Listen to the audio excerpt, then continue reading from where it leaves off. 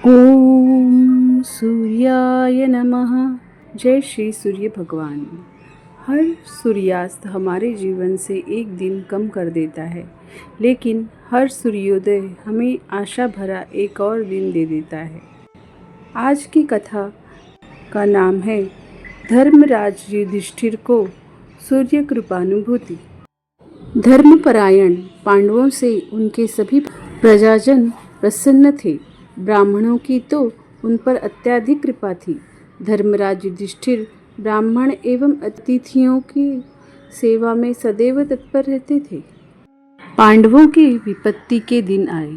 उन्हें 12 वर्ष वनवास के व्यतीत करने थे।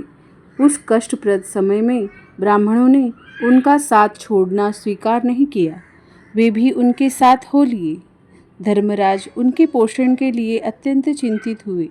वे तो कंद मूल खाकर किसी भी तरह काम चला सकते थे, परंतु ब्राह्मणों को कैसे तृप्त किया जाए यह सोचकर वे दुखी हो उठे और अपने पुरोहित धौम्य मुनि के पास गए। धौम्य मुनि ने कहा, राजन, सृष्टि के प्रारंभ में सभी प्राणी भूख से व्याकुल थे।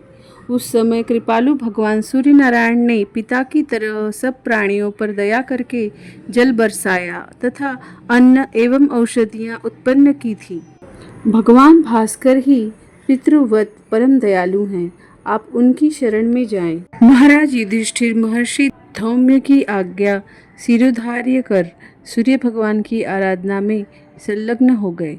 वे एकाग्रचित्त हो भगवान दिवाकर की पूजा करते, गंगा जी में स्नान करके उन्हें पुष्प एवं नैवेद्य समर्पित करते। पुनः मन को एकाग्र करके वे सूर्य भगवान का इस प्रकार स्तवन करते।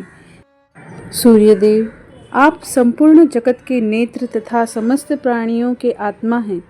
आप ही सब जीवों के उत्पत्ति स्थान और कर्मानुष्ठान में लगे पुरुषों के सदाचार हैं।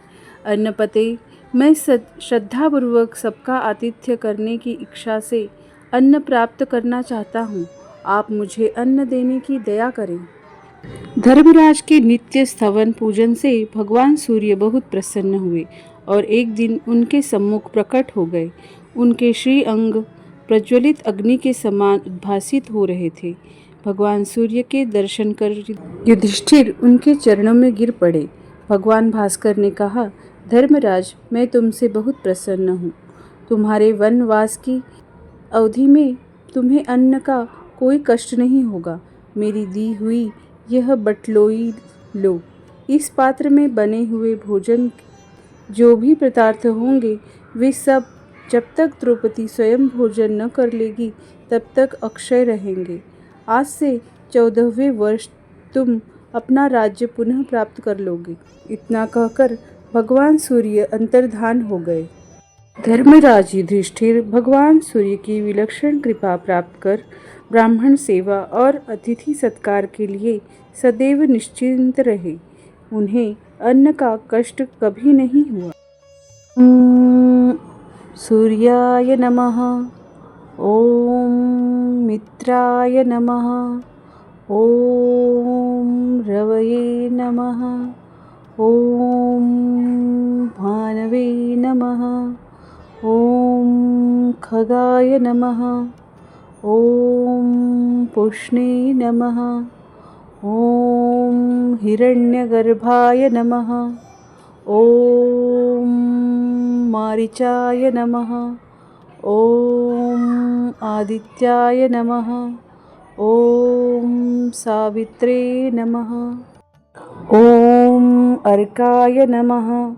ओम भास्कराय नमः। सूर्यदेव के इन 12 नाम के जापों के साथ मैं इस कथा का समाप्तिकरण कर रही हूँ। धन्यवाद कथा का श्रवण करने के लिए।